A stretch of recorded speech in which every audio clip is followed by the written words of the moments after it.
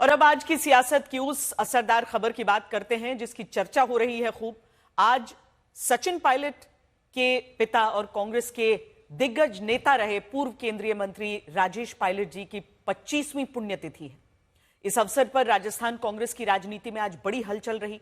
वजह है राजस्थान की राजनीति में दो सिरे कहे जाने वाले सचिन पायलट और अशोक गहलोत का करीबाना। राजेश पायलट की पुण्यतिथि पर आयोजित धर्म सभा में अशोक गहलोत पहुंचे, जहां गहलोत ने कहा कि वो और सचिन पायलट अलग कब थे। गहलोत का कहना है कि दोनों में खूब मोहब्बत है, ये मीडिया वाले ही अलग होने की बातें अब तक करते रहे। अशोक गहलोत की तरफ से कोई भी बयान आए, हकीकत सबके सामने इस हिसाब से है कि अशोक पायलट या अशोक गहलोत की तरफ से ही बहुत बार इस तरह की बातें कही गई थी और स्पष्ट कही गई थी। सचिन पायलट इस समय हमारे साथ जुड़ रहे हैं। सचिन जी, क्या हम समझें कि ये राजनीतिक सीज फायर हो चुका है, जो 5 साल से ये पहले थोड़ा युद्ध फिर शीत युद्ध के रूप में दिखा? मैं नहीं समझता हूँ ऐसा है। हम लोगों ने चुनाव लड़ा, हम लोग चुनाव नहीं जीत पाए और इस बार सरकार बीजेपी की है और देश भर में अ, हर नागरिक अब विकल्प की तलाश में है और मैं समझता हूँ कांग्रेस वो बेहतर विकल्प बन सकता है भाजपा के लिए और वो बनने के लिए हम सबको मिलकर काम करना बहुत जरूरी है। राजस्थान में कांग्रेस बहुत मजबूत है और हम लोग पहले भी मिलकर काम करते आए हैं और आज भी सब कार्यकर्ता नेता मिलकर काम कर रहे हैं।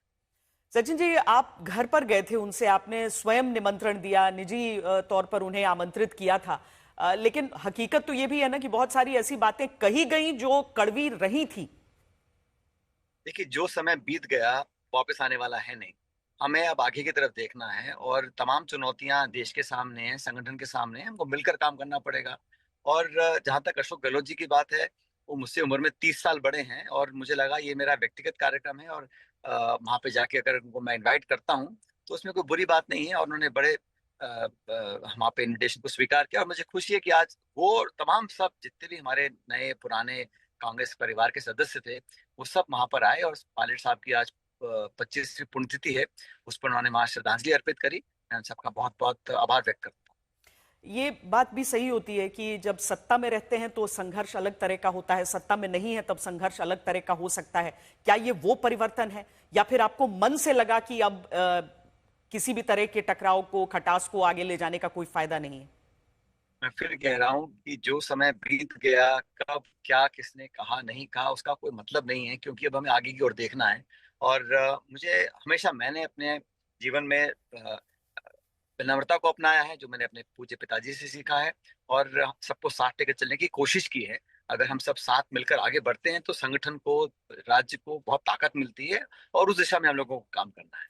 2018 में जब कांग्रेस पार्टी वहां सत्ता में आई थी, हालांकि एक प्रक्रिया रही है कि एक बार बीजेपी एक बार कांग्रेस और लगातार वो चली ही आ रहा है, लेकिन उस समय आपने बहुत जल्दी वो कमान संभाली थी, सड़कों पर उतरे थे और बीजेपी सरकार के खिलाफ जो विरोध प्रदर्शन हुआ था वो फिर चुनावों में नजर आया था और उसके बाद अशोक गहलोत जी आकर मुख्यमंत्री बने थे, जिस जहां से कहानी का पूरा सिरा जुड़ता है।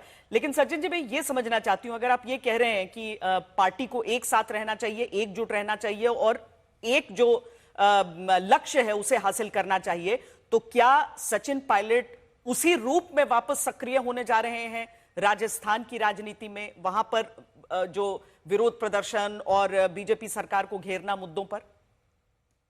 हमेशा से इसमें मेरी अकेले की बात नहीं है, जितने हमारे नेता प्रतिपक्ष हैं, प्रदेश अध्यक्ष हैं, हम सब मिलकर लगातार कार्यक्रम करते रहते हैं। अभी फिलहाल मुझे जिम्मेदारी दी है छत्तीसगढ़ की, मैं पार्टी का महासचिव, लगातार उस प्रदेश में हम लोग काम कर रहे हैं। लेकिन राजस्थान में जब जब जहाँ पार्टी का कार्यक्रम होता है या हम लोगों को जरूरत होती है, हम तमाम लोग जाके पूरी टीम की तरह वहाँ काम करते हैं और एक सशक्त हम विपक्ष हैं, विधानसभा के अंदर, विधानसभा के बाहर में बहुत में है। कार्यकर्ताओं को और संगठन को मजबूत करना हम सबका दायित्व है। 2025 राहुल गांधी जी ने कहा, खड़गे जी ने कहा कि संगठन का साल है, तो संगठन को और तत्परता से धरातल पर उतारा जाए, उसको और तीव्रता दी जाए। और अनेक ऐसे मुद्दे हैं 11 साल में जो देश में हालात बने हमारे सामने हैं और राजस्थान सरकार 1.5 साल में कोई इम्पैक्ट नहीं छोड़ पाई है, तो हमें लगातार सरकार को कॉर्नर भी करना है, जनता की आवाज भी बनना है और हम तब सफल हो पाएंगे जब मिलकर इकट्ठा काम करेंगे। ये सब कार्यकर्ता और नेता इस बात को समझ चुके हैं।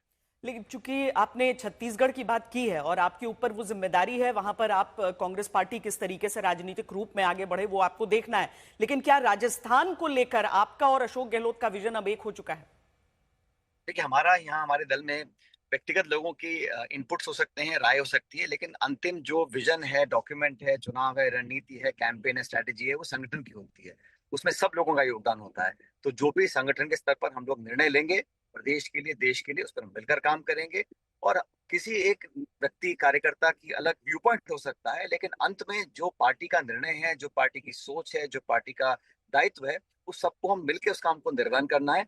व्यक्ति विशेष बहुत महत्वपूर्ण नहीं है, और अलग नेताओं को महत्व देकर हम लोग अपनी बातें करते हैं, सुनते हैं, सुनाते हैं, लेकिन अल्टीमेटली जो पार्टी का निर्णय होता है, जो पार्टी का एक डिसीजन होता है, उस पर हमको काम करना पड़ता है। हम सब वही करते हैं। चलिए सचिन जी, अब राजनीति में मनमुटाव कोई पहली बार नहीं हुआ है, कोई आखिरी बार नहीं हो रहा है, लेकिन अपनी तरफ से आपने कोशिश की है, पहल की है इस मनमुटाव को दूर करने की। और राजस्थान को लेकर अब आप और अशोक गहलोत, कम से कम अशोक जी तो कह रहे हैं कभी थी ही नहीं समस्या। बहुत बहुत धन्यवाद हमसे बातचीत करने के लिए। सचिन पायलट कांग्रेस नेता हमसे बातचीत कर रहे थे। आज एक दृश्य नजर आया राजस्थान में, जहां पर राजेश पायलट की पुण्यतिथि पर 25वें समारोह में जो वहां पर शिरकत की अशोक गहलोत ने, और वो ऐसे समय पर आए जब सचिन पायलट ने स्वयं उन्हें घर जाकर उन्हें न्योता दिया था।